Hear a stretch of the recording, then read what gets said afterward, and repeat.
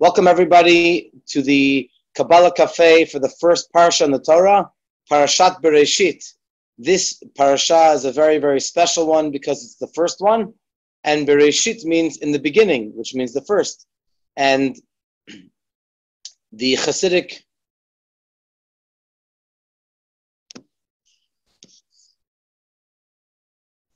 phrase goes that the way Shabbat Bereishit goes, that's how the entire year goes. So hopefully, Bezrat Hashem, this Shabbat Bereishit is going to be a very special one. In fact, I have a special announcement for the first time that we're going to tell everyone that tomorrow for davening, we're going to have a very special guest, Rabbi Raskin, who is a classmate of mine, a former classmate, and he is the head shaliach and the chief rabbi of Cyprus, Kafrisin. And so it's going to be a very special davening, an amazing individual. And hopefully, all of you can join us to meet Rabbi Raskin, the chief rabbi of Cyprus tomorrow morning, Be'ezrat Hashem. This week was a special simcha in our family. First of all, Shashi and I celebrated in the middle of the week our 18th wedding anniversary. So Baruch Hashem, that was very special. And also, my baby sister, Menucha, gave birth on the same day to her first baby boy, and hopefully, Bezrat Hashem, the bris will be next week in a good and auspicious hour. In that honor, I've chosen to talk today about a very special mitzvah.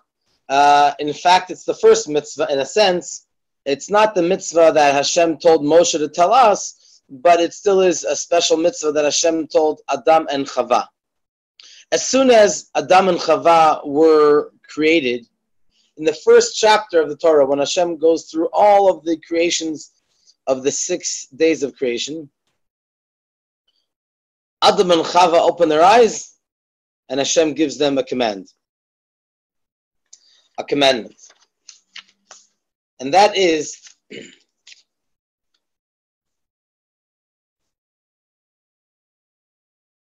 Peru uravu, Peru, you should be fruitful, uravu, and you should multiply, umil'u et haaretz v'kivshuha, and fill the world and conquer it.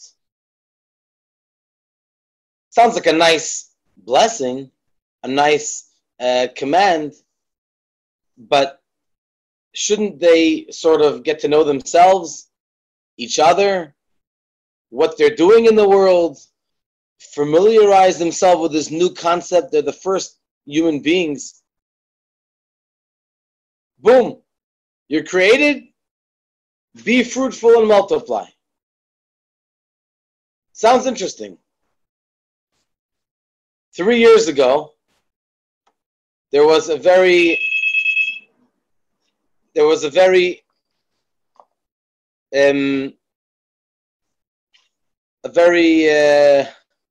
strong statement by the fact that in France, the youngest president ever was elected, Macron. Did I say that correctly? And he was 39 years old, but he was married, but he hadn't had any children. And he joined Angela Merkel and also Theresa May of the time in England, that also, unfortunately, they did not have any children. And in generally, in the West, there are the rate of having children is probably 1.8 children per family.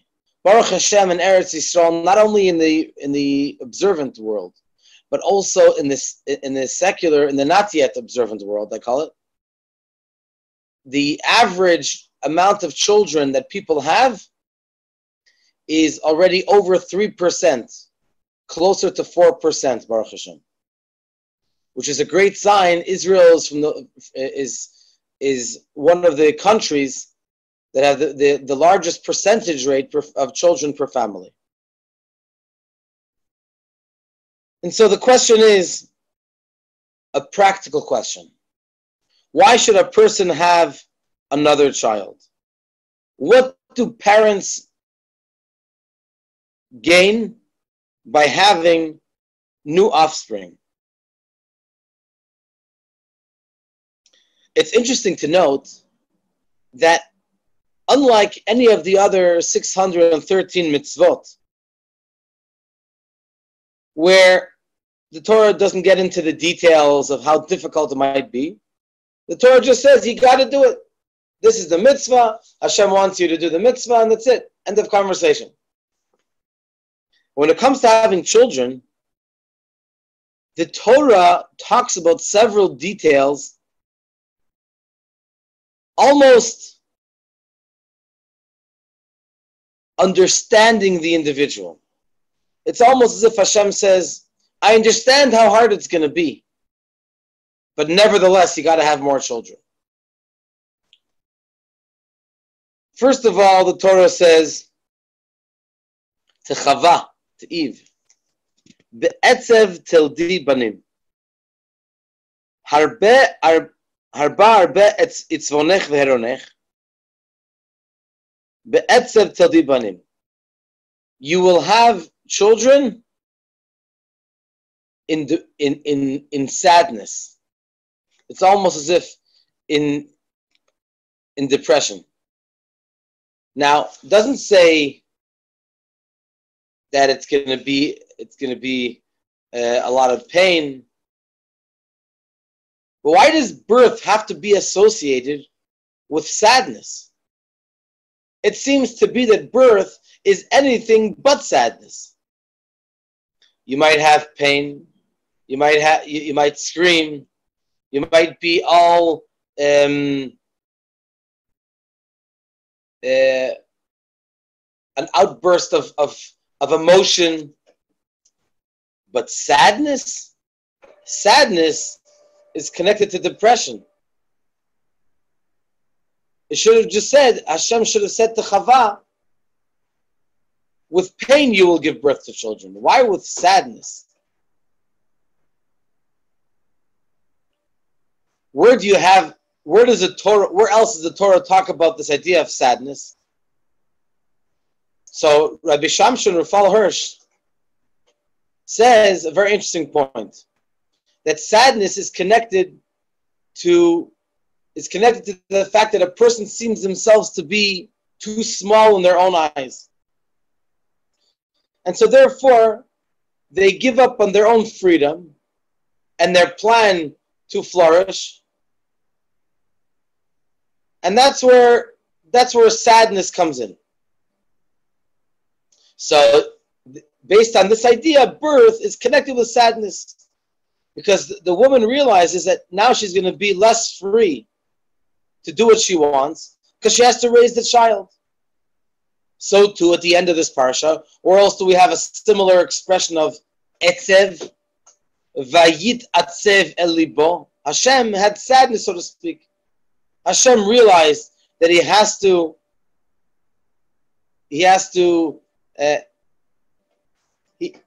give up on the purpose of having man in the world, and he's going to have to bring a flood next week's parsha and to wipe out mankind. The second type of expression that the Torah refers to when it comes to giving birth to children is connected to financial difficulty. It's known, what it says in halacha, that as far as the mitzvah of having children, the mitzvah is on the husband and not on the woman per se. In other words, a man that does not get married, so he's not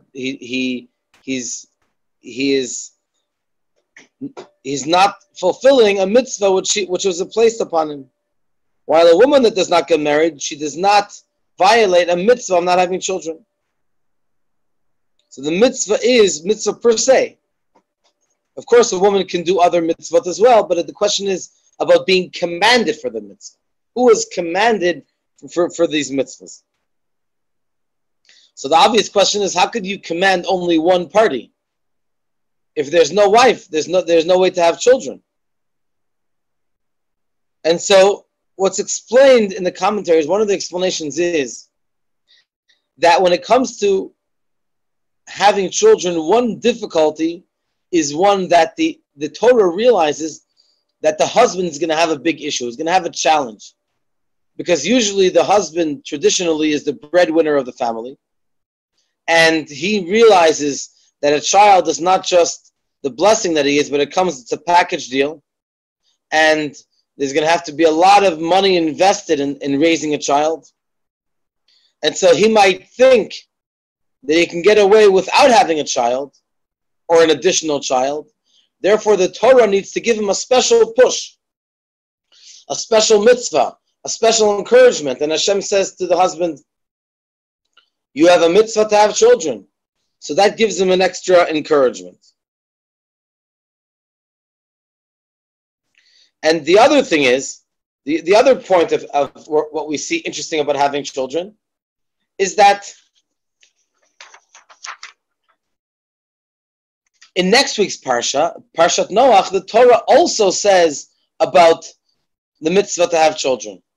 Noach, when Noach came out of the Teva, out of the ark, after the end of the Mabul, Hashem said, Pru'urvu. So why did he need to have another command for having children?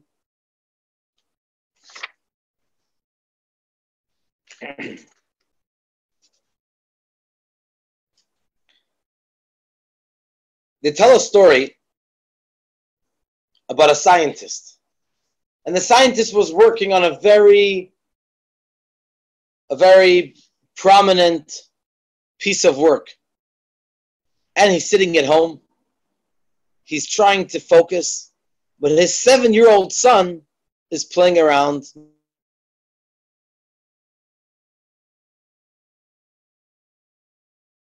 Making quite a bit of noise, talking loud, and disturbing the map of the world. He cuts it up into small pieces and says, here, son, I know you like putting puzzles together. Here, put this together. As if to say, it's going to take you several years. After a while, the son comes back and everything has been pasted together. So the father is surprised, shocked, and impressed. So he says, son, how did you do it? How did you do it so quickly? So the son says, Father, you gave me this difficult task of putting together this map. But on the other side of the map, there was a picture of a human being. And that gave the answer away.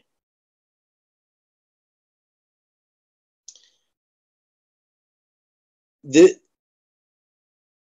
place that a human being has in connection to the world is a very, very essential one. It's not just like Hashem created the world, and then at the end, he just made it one more creation in the world. The joke goes that in Hebrew, the way you say body of human being is a guf. And so the joke is that when Hashem created the second human being, first Adam, then Chava, and then Hashem said, oops, I goofed up again.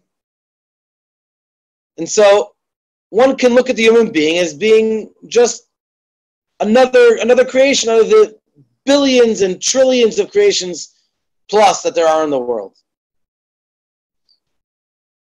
Or you can say that the final creation of the world was man. What does that mean? Not that it's the last one, not that it's the least important, rather it's there to complete the world.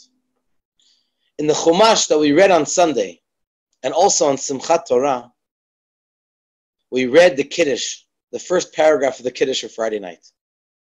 In the third verse, we read as follows: Vayivarach Elokim et Yom HaShvi vayikadesh oto, ki vo shavat mikol malachto, asher bara Elokim la'asot. Because Hashem rested, ki vo shavat, from all of His work that Hashem created, la'asot, to make. What do you mean la'asot? Hashem made it already. Why does the Torah say to make it? And our sages teach us, la'asot, letaken, to fix, to perfect. That's called tikkun olam. True, Hashem created the world. Hashem created a fascinating, amazing world. But Hashem created it incomplete. And what was the last thing Hashem created? Was the human being. That completed the entire master plan that Hashem had planned for the 6 days of creation. But Hashem said as follows: I created you, and now you are my partner. You and I, so to speak, together are going to fix the world, are going to perfect the world, are going to elevate the world. Yes, the human being. One can think, a human being? A finite being? We're talking about Hashem, the infinite. And the answer is yes. If it's connected, if it's dependent on us, then you're right. But if Hashem is the one that invites this relationship, and Hashem says, I want you to be my partner, then definitely we can become Hashem's partner. That's why there's an interesting halacha in the paragraph right after the Shmona Esrei, the Amid on Friday nights. We say this paragraph, Vayichulu, which we say later on in the Kiddush for Friday night. And if someone davened with great kavanah, with great intention, and was not able to say Vayichulu together with the congregation, then the custom is to say it after davening with someone else.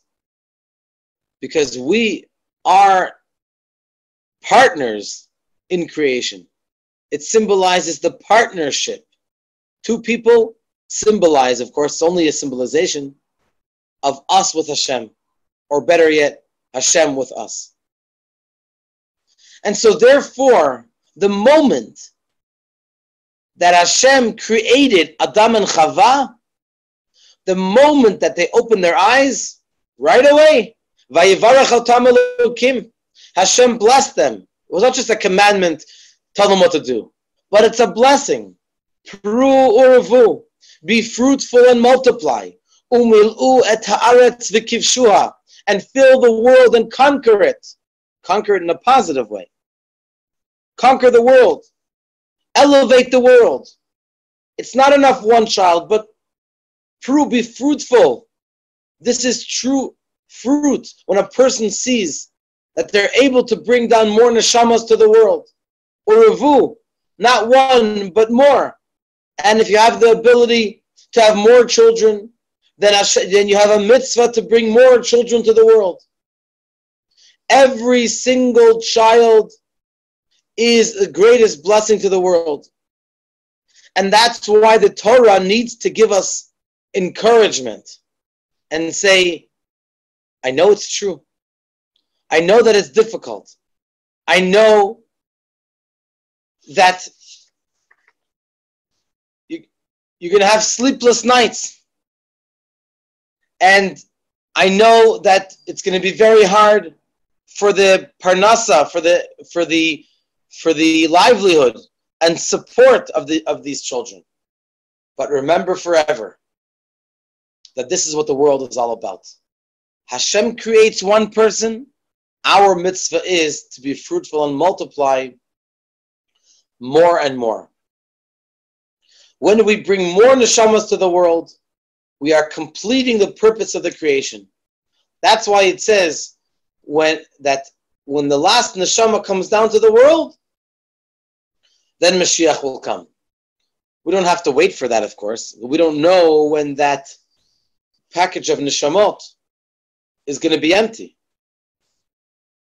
But nevertheless, the coming of Mashiach, the completion of the entire world, where the world will be a spiritual world that is connected to having children. And so the contribution that every person, every individual, and in our context, every child has to the world is a direct connection. When Hashem created Adam and Chava, and when we partner with Hashem to bring another child to the world becomes a better world. It's not just one child. It's not just another individual. The world is becoming on a higher level. The entire world can be changed. As the Rebbe once said, that why do we celebrate a birthday? Because this is the day that Hashem decided that the world is imperfect without you. The world cannot survive without you. And that's not only for a birthday, but it's every single morning. The fact that we are so grateful to Hashem for giving us back our neshama every morning is a blessing for the entire world. This is a contribution, an infinite contribution that adults, parents can bring to the world is by having another child.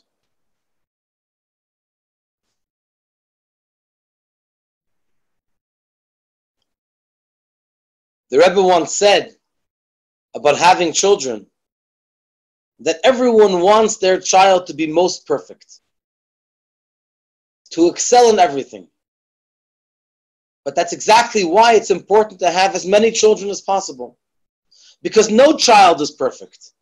Every child excels in their own talent, in their own way.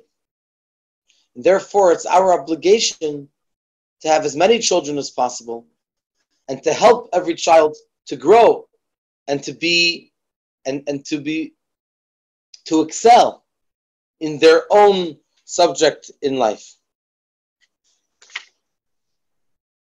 Some will be wise, some will be kind, and some will be financially successful. Each one has their own talent.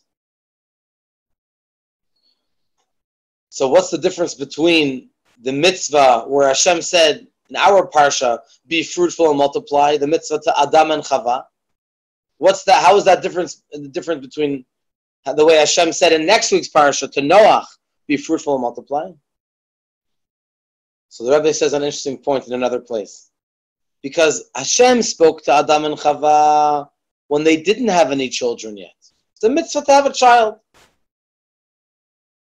But there's a special thing about when Hashem said to Noach, after the Mabul, after the flood, and he already had 3 children. With the same words, Hashem said, I have not changed.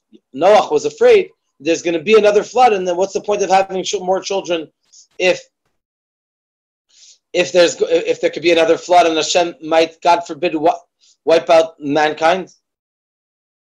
And so Hashem said, I know that I already said this mitzvah, but I'm going to use the same words. Pru u'revu, be fruitful and multiply. In other words, to say, just like the first child changed the world, so to every additional child has something that no one else can replace. Only that child.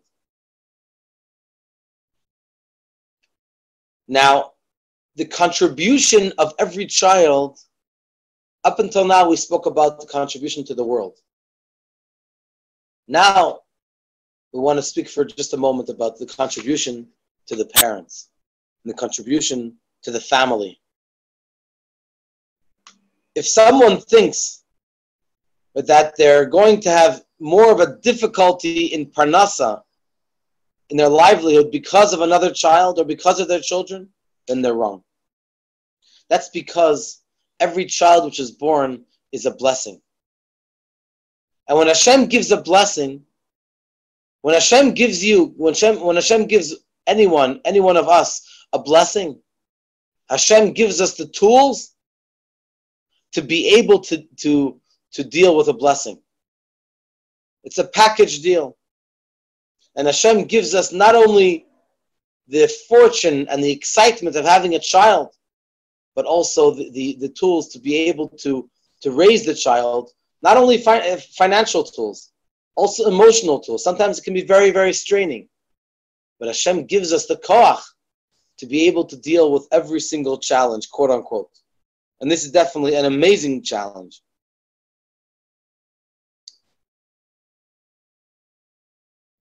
Someone once said that there are children, there are parents who regret not having more children. But usually we don't find parents that regret that they didn't have less children.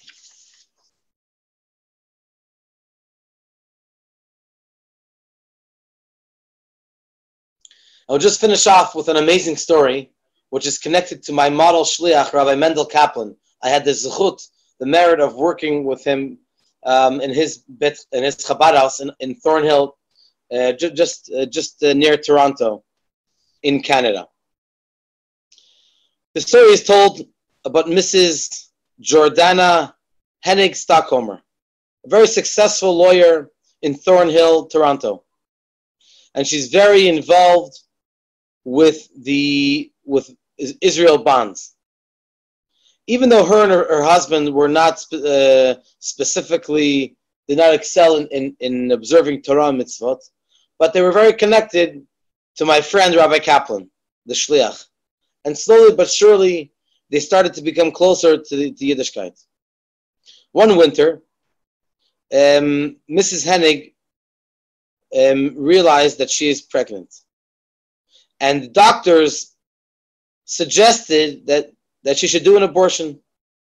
Doctor said, your body has already done its job and is not ready now for additional births.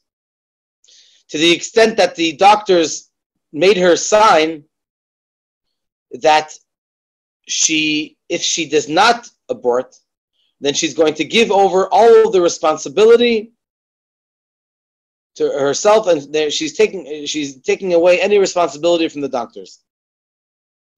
The first months of pregnancy were advancing, and Jordana had to make a decision. So she said, "Please give me time just till after Shabbat, and then I'll give you an answer on Sunday." On Shabbat, she went to shul to seek advice from Rabbi Kaplan. But specifically on that Shabbat, he was not in town. So she figured, oh, this is a lost case. But the person that took his place was his father-in-law, the head shliach of Toronto, who I know very well, Rabbi Zalman Aaron Grossbaum. Before Musaf, Rabbi Grossbaum gave the sermon instead of Rabbi Kaplan. And he mentioned, and the Rebbe says this, and the Rebbe says that. And as he's mentioning the name, the Rebbe, Jordana starts off in a moment to remember something of the past, which she was not sure exactly what it was, but her memory started coming back. And she felt like her neshama is flourishing. It was years earlier, and she was standing online to get $1 from the Rebbe on Sunday. And this was the final time that the Rebbe gave out dollars before the Rebbe suffered his first stroke, unfortunately, in 1992. On that day was the end of the World Bonds Convention in New York. And Rabbi Shmuel Butman, the head of the Chabad outreach organization in New York, suggested that everybody come to the Rebbe to receive $1. So Larry and Jordana were a young couple, just a couple of months after their wedding, and they went in front of the Rebbe. Jordana asked the Rebbe for a successful life, and the Rebbe gave her $1, and then a second $1 to her husband. And then the Rebbe called her back and gave her $4 additional. They did not understand why 4, but she pushed the dollars into her wallet, and she forgot about it. Now, as she's sitting in shul and she's hearing Rabbi Grossbaum saying, and the Rebbe says this, and the Rebbe says that, she almost screamed out, we have now 3 children, and the 4th is on the way. The Rebbe saw this from a long time ago, and he gave us the bracha for the 4th birth. She could not wait till the end of the sermon. She went to call her husband, and she reminded him of this encounter with the Rebbe. Baruch Hashem, the birth went successfully, and Jordana became a successful speaker at the women's convention around the world, and she tells the story all around.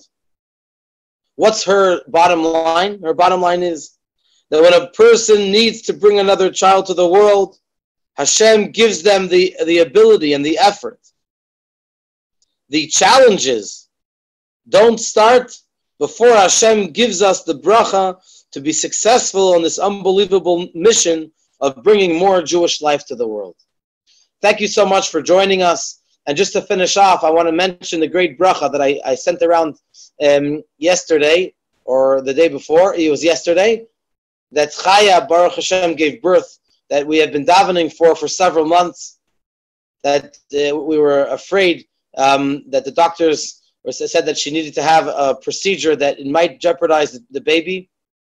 And Baruch Hashem, Chaya in our community gave birth to a healthy baby boy, and Chaya is feeling great, and her husband's feeling, Baruch Hashem, also great. And we look forward to having many brachas, many more members, many more new members at Chabad of Rechavia in Am Yisrael. And Bezrat Hashem, we look forward to seeing you tonight, tomorrow, and we're going to start our live classes. Sunday will be Rabbi Diamond, and I will start a new subject Monday morning, Bezrat Hashem, 9:30, right here on Zoom and Facebook Live. Have a Shabbat Shalom, and thank you so much for joining us.